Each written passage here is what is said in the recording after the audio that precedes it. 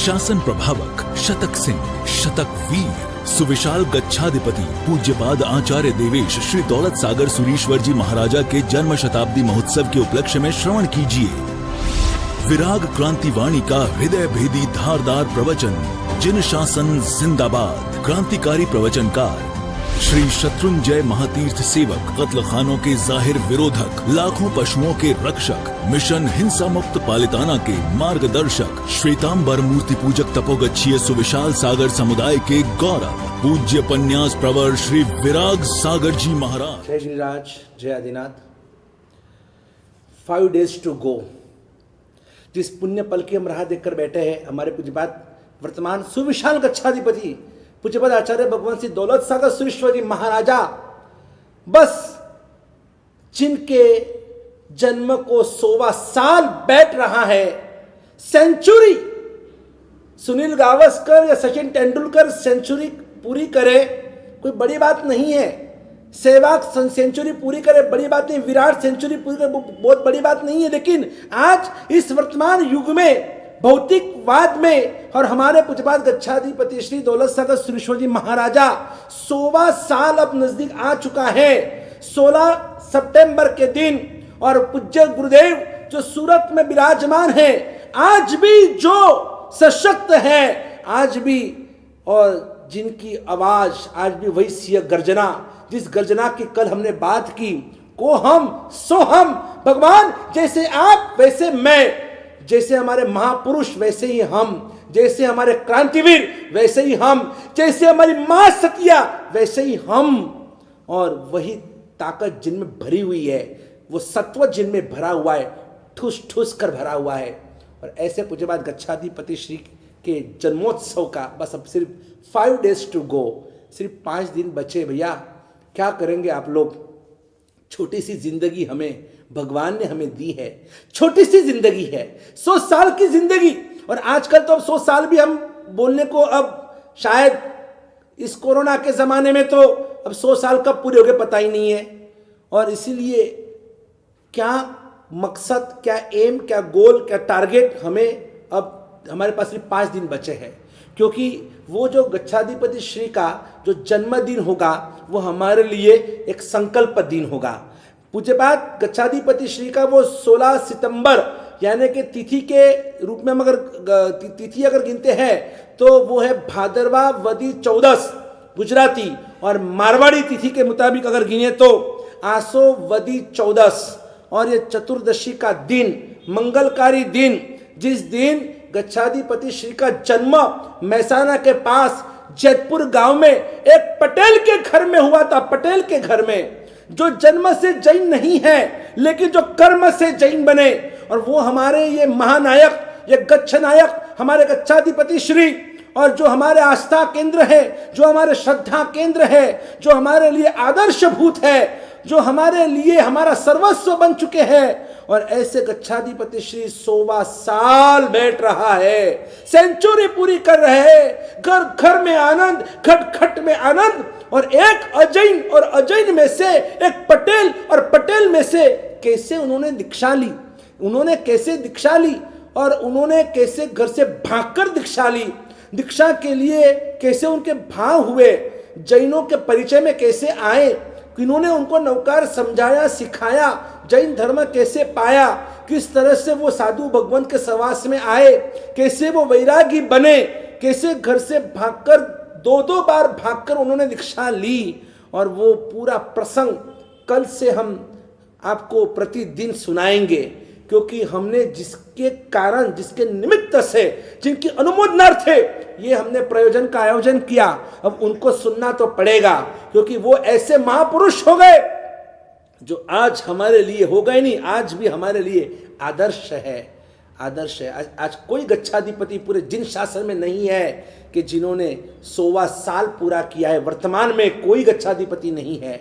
ये हमारे सबसे बड़े वरिष्ठ गच्छाधिपति श्री है कि जिन्होंने मुझे भी अपने हाथों से दीक्षा दी है। वो मेरे जीवन के अनंत उपकारी है, परम उपकारी है, और जिनका नाम लेने से ही जैसे नामक गहने पावप बंदा विलिज्जती, कि जिनके नाम लेने मात्र से भी और मेरे पापों के थोक भी जलकर राख हो जाते हैं। ऐसे पवित्रता के महासागर, सत्वशाली महापुरुष और ऐसे पूज्यपाद गच्छाधिपति श्री का गुणानुवाद कल से हम रोज सुनेंगे। रोज वर्तमान परिस्थिति के साथ साथ में क्या क्या हमारे गच्छ नायक ने किया, किस तरह से उन्होंने एक महाक्रांति अपने जीवन में की, कैसी उनकी वो संयम की यात्रा का प्रारंभ हुआ, किस तरह से वो शून्य में से सर्जन करते करते करते करते एक अजैन में से जैन बनना, जैन में से जैन मुनि बनना, मुनि में से गणि बनना, गणि पदवी से पन्यास पदवी, पन्यास पदवी से उपाध्याय पदवी, उपाध्याय पदवी से आचार्य पदवी और आचार्य पदवी से आज 925 साढ़े 900 श्रमण श्रमणी जिस समुदाय के अंदर संयम की सुंदर आराधना साधना कर रहे हैं। और ऐसे सागर समुदाय के गच्छ नायक कैसे बने, इस मुकाम तक पहुंचने के लिए 81 ईयर्स, कितने 81 ईयर्स का जिनका दीक्षा पर्याय है। शायद जो भी मुझे सुनते होंगे तो मेरा कोई श्रोता आज 81 ईयर्स का उम्र के 81 ईयर्स वाला कोई श्रोता नहीं होगा शायद मेरा, लेकिन उन्हें तो दीक्षा लेकर 81 ईयर्स हुए। 19 साल की उम्र में उन्होंने कैसे दीक्षा ली होगी, उनके ऐसे कैसे भाव हुए। एक अजैन को दीक्षा के भाव हो सकते हैं और आप लोग कथा सुनी ने फूटिया कान अने तोय ना आव्यू ब्रह्म ज्ञान। इतने इतने गुरु भगवंतों के प्रवचन आपने सुन लिए आज तक, बोलिए मुझे कितने गुरु भगवंतों को आपने सुना होगा, कितने ढेर सारे गुरु भगवंत और कितने घंटे प्रवचन सुना होगा। तो मैं समझता हूँ हजारों घंटे आज तक आपकी ज़िंदगी में आपने प्रवचन सुन लिए, कभी 1 घंटा, कभी शिविर में 3 घंटे, करते करते मिला कर जुला कर अगर गिनो ना तो हजारों घंटे प्रवचन आपने सुन लिए। और तो भी क्या हुआ, आज आप बंदे कहा तो जैसे थे वैसे जाओ, वहीं पर बैठे हो, वही संसार में, वही कुटल खाने में, वही कतल खाने में। संसार है क्या? एक मुसाफिर खाना। संसार है क्या? एक पाय खाना यानी कि वॉशरूम। संसार है क्या? हाँ, संसार एक क्या है? संसार एक कत्ल खाना है जहाँ पर सुबह से रात तक दिन रात जीवों की हत्या ही हत्या करनी है। और ये सब ऐसे संसार क्या है? संसार दावा नल दा नीरम।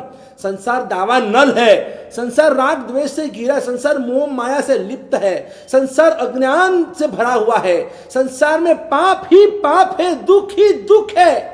और ऐसे संसार में रहकर भी कभी आपको वैराग्य नहीं होता है। और ये अजैन शंकर जिनका नाम था, और वो शंकर कैसे बने गच्छाधिपति दौलत सागर सुरीश्वर जी महाराजा, बड़ी इंटरेस्टिंग उनके जीवन की कहानी कल से प्रारंभ हो रही है। और हम सुनेंगे उनको मानेंगे, जानेंगे, उनको समझेंगे और फिर अपने जीवन में उतारेंगे उनको। उनके वो महापुरुष का सिर्फ स्मरण करने से, उनका नाम लेने से हर समुदाय में ऐसे गच्छ नायक होते हैं, हर समुदाय में ऐसे उच्च श्रेष्ठ आत्माएं होती है। चाहे फिर श्वेतांबर हो, दिगंबर हो, स्थानकवासी हो, तेरापंथी हो, 3 थुई हो, 4 थुई हो, वो खरतर गज, अचर गज, पैशन गज या फिर वो तपा गज हो, वो 18 समुदाय में से कोई भी समुदाय हो, चाहे वो कोई भी 1 तिथि हो या 2 तिथि हो, यहाँ पर कोई मोनोपोली नहीं होती है कि इसी समुदाय में, इसी गच्छ में सुसाधु है, इसी समुदाय में, इसी गच्छ में बड़े बड़े आचार्य हैं। अरे हर समुदाय वंदनीय है, हर समुदाय पूजनीय है। हम लोग नमो लोए मम साहुनम को नहीं मानने वाले हैं। हमारे भगवान ने हमें सिखाया नमो लोए सव्व साहुनम। जो परमात्मा की आज्ञा का पालन कर रहे हैं, जो पंच महाव्रत धारी है, जो चुस्त रूप से अपने महाव्रतों का परिपालन कर रहे हैं, जो पंचाचार पाड़े पढ़ावे अनुमोदे, जो 5 आचार होते हैं, ज्ञानाचार, दर्शनाचार, चारित्राचार, तपाचार, वीर्याचार, इन 5 आचारों का जो परिपालन स्वयं करते हैं और सभी के पास करवाते हैं। और ऐसे ये आचार्य भगवान जिनको सिंह की उपमा दी गई है, सिंह जैसे पराक्रमी होते हैं, सिंह जैसे बहुत जिसमें सत्व होता है, जो हमारे आचार्य भगवंतों को दीपक की उपमा दी गई है, जैसे दीपक सभी को प्रकाश देता है, वैसे हमारे आचार्य भगवान भी सबको प्रकाशित करते हैं। ऐसे सभी समुदाय गच्छ के अंदर एक से बढ़कर एक आचार्य भगवंत है। लेकिन फिर भी देखो, हर एक माँ बाप, हर एक बच्चे को अपने माँ बाप के प्रति जो लगाव होता है ना, वो कुछ अद्भुत होता है। किसी भी बच्चे को अगर आप बोलो ना, ये पप्पा मेरे, ये पप्पा मेरे, नहीं नहीं नहीं मेरे पप्पा, ये मम्मी मेरी, नहीं मेरी मम्मी, ये मेरा घर, ये मेरे मम्मी मेरे पप्पा, एक मुंह, एक अटैचमेंट होता है। और इसीलिए मुझे, जो मैं जिनको अधिक मेरा उपकारी मानता हूँ, मुझे नया जन्म देने वाले, दीक्षा लेना एक नया जन्म होता है हमारा, इसलिए मुझे नया जन्म देने वाले वो मेरे गच्छाधिपति श्री है। तो उनके लिए, जिनके लिए मैं पालीताना अहमदाबाद छोड़कर दौड़ कर पूना आया और यहाँ पर 2 साल मैंने पूना में बिताए, बस गच्छाधिपति श्री का 100 दिन का महोत्सव मनाने के लिए हमने पूना में 2 चौमासे किए। गया चातुर्मास तैयारी के लिए और ये चातुर्मास, लेकिन भाग्य में कुछ लिखा ही अलग था। इस लॉकडाउन की वजह से गच्छाधिपति श्री सूरत से जो पूना पधारने वाले थे और इतना जोरदार चातुर्मास गोडवार जैन संघ हमारे रांका ज्वेलर्स वाले कराने वाले थे, पूज्य गच्छाधिपति श्री का चातुर्मास भव्याति भव्य, 100 साल में कभी पूना में चौमासा नहीं हुआ और ऐसा देदीप्यमान झाझरमान चातुर्मास। हम तो प्रार्थना करते हैं ये 100वां साल गच्छाधिपति का बैठ रहा है, लेकिन जब 100 साल पूरे हो गए, यानी कि 1 साल के बाद जब गच्छाधिपति का जन्म 101वां साल बैठेगा और वो पूरा महोत्सव पूना वाले माने, क्योंकि गच्छाधिपति के हृदय में पूना बसा हुआ है। क्योंकि जिस तरह से गच्छाधिपति श्री ने पूना कात्रज आगम मंदिर का नवसर्जन किया और अपने भगवान महावीर के 45 आगमों की सुरक्षा करने के लिए पूरी जिंदगी उन्होंने लगा दी। अपने जीवन के अंदर 1 नहीं, 2 नहीं, 3 नहीं, 5 नहीं, 8 नहीं, 9 आगम मंदिरों की सर्जन करता है। 9 आगम मंदिर, एक आगम मंदिर तैयार करने में और कितना कष्ट उठाना पड़ता है, तब जाकर एक आगम मंदिर का निर्माण होता है। तांबे की प्लेट्स, कॉपर प्लेट्स के ऊपर आगमों को अंकित किया जाता है, उनका प्रूफ रीडिंग करना, बार बार उसका चेकिंग करना और उसको हर तरह से उस दीवारों के ऊपर उन आगम कॉपर प्लेट्स को लगाना, ये बहुत बड़ा कष्टदायी होता है। लेकिन फिर भी नहीं, मेरे आगमों का संरक्षण करना मेरा जिम्मा है, क्योंकि वो जो परंपरा में जो आगम और आगम मंदिर जो मिले हैं सागर समुदाय को, ये पूज्यपाद हमारे सबसे बड़े वरिष्ठ गुरु भगवान पूज्यपाद आगमन धारक आनंद सागर सुरेश्वर जी महाराजा कहो या पूज्यपाद सागरानंद सुरेश्वर जी महाराजा कहो या पूज्यपाद सागर जी महाराज कहो या पूज्य आगमोक धारक महाराज कहो या आगम दिवाकर कहो, सभी एक ही गुरु भगवान के नाम हैं।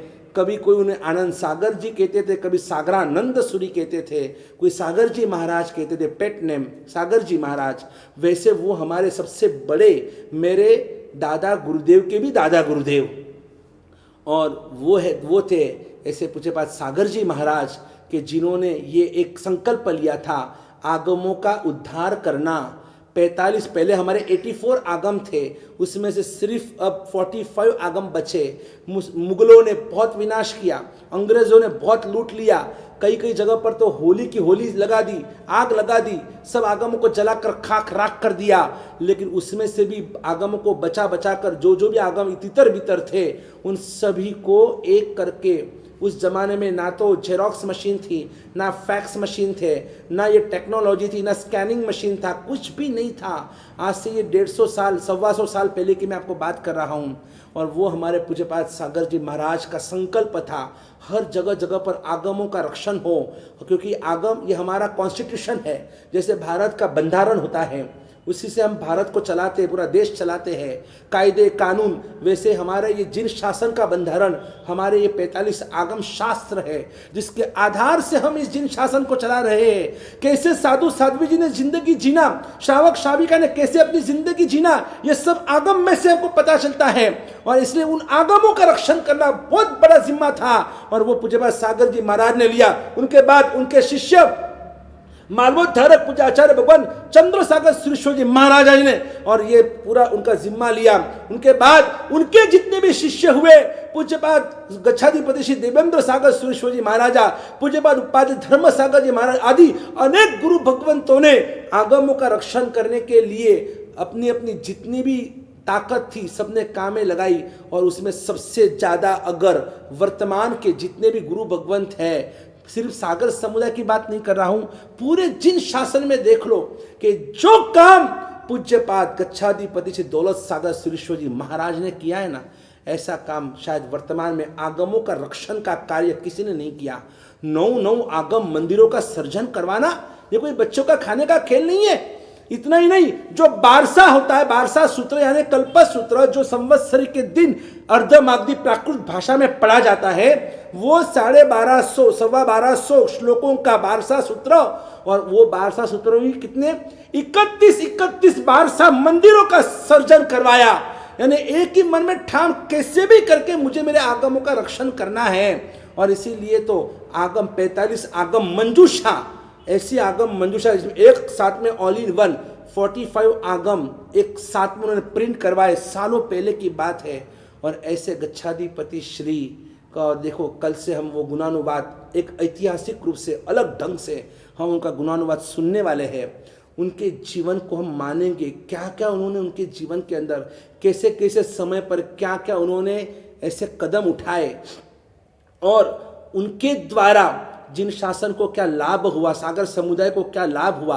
आज जो प्रवर समिति कही जाती है, प्रवर समिति, उस प्रवर समिति के जो मुख्य 5 गच्छाधिपति है, जिनको आज हम अपनी सुप्रीम कोर्ट के रूप में देख रहे हैं, जो स्थविर समिति है, हर समुदाय में से एक बड़े आचार्य भगवान गच्छाधिपति को लिया गया है। 18 समुदाय, 17 समुदाय, लेकिन एक समुदाय में 2 गच्छाधिपति मिलाकर 18 गच्छाधिपति मिलाकर ये जो पूरा जो एक तिथि पक्ष का जो समुदाय है, तो उसमें सभी को एक लेकर और इस तरह से एक स्थविर समिति का गठन हुआ है। लेकिन उसमें भी ये स्थविर समिति ये हाई कोर्ट है, और जो प्रवर समिति ये हमारी सुप्रीम कोर्ट है। हमारे सब बड़े बड़े वरिष्ठ ऐसे गच्छाधिपति श्री, और उनमें से 5 को मुख्य बनाया गया, जिसमें से एक हमारे पूज्य गच्छ नायक भी है, जो आज इतनी बड़ी उम्र में 100वें साल में भी और पूरे हिंदुस्तान में जिस तरह से प्रवर समिति का संचालन चल रहा है, जिस तरह से प्रवर समिति आज्ञा फरमाते हैं, जैसे वो फतवे निकलते हैं ना, वैसे हमारे प्रवर समिति द्रव्य क्षेत्र काल और भाव नज़र में रखकर और आज्ञाओं का फरमान करते हैं। शास्त्र को सापेक्ष जो बातें करते हैं, जो आज्ञा फरमाते हैं, वो हमारे लिए भी शीर्षा वंद्य है, हमारे लिए सम्माननीय है, अनुकरणीय है। और ऐसे हमारे ये गच्छ नायक पूज्यपाद श्री, सच में उनका नाम भी आप बोलो ना, कई बार वो कहते हैं कि दौलत, देखो दौलत का मतलब होता है 2 लात। ये जो दौलत है, बाहर की जो दौलत है, ये लक्ष्मी है। जब लक्ष्मी आती है ना, जब लक्ष्मी आती है तब कमर में पीछे लात मारती है। जब लक्ष्मी आती है तो कमर में लात मारती है। यानी क्या होता है, जैसे कमर में कोई लात मारे तो छाती बाहर निकलती है। हम ऐसे एकदम, हाँ कैसे हमारे में ईगो कितना बढ़ जाता है। तो ये लक्ष्मी आती है तो पीछे कमर में लात मारती है, 2 लात, हाँ पीछे लात मारती है। और लक्ष्मी जब जाती है ना, तब पेट में लात मारती है। इंसान ऐसा झुक जाता है, वो शर्मिंदा हो जाता है।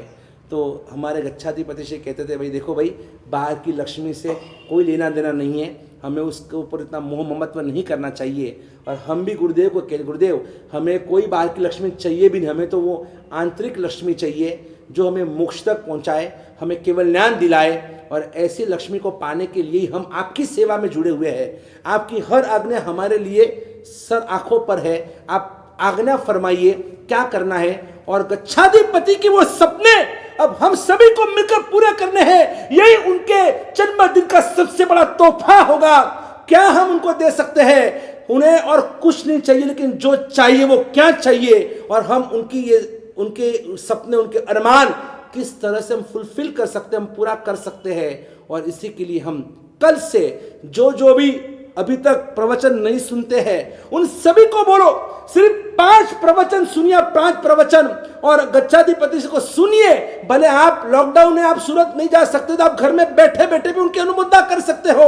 उनको आप भी आंख बंद करके उनका स्मरण कर सकते हो और आपके पापों को नष्ट कर सकते हो। ऐसे ये महापुरुष, बस उन महापुरुष को हम याद करते हुए कहेंगे, जय गिरिराज, जय आदिनाथ। बोलो हमारा बाला महाविष्णु में भगवान की जय हो।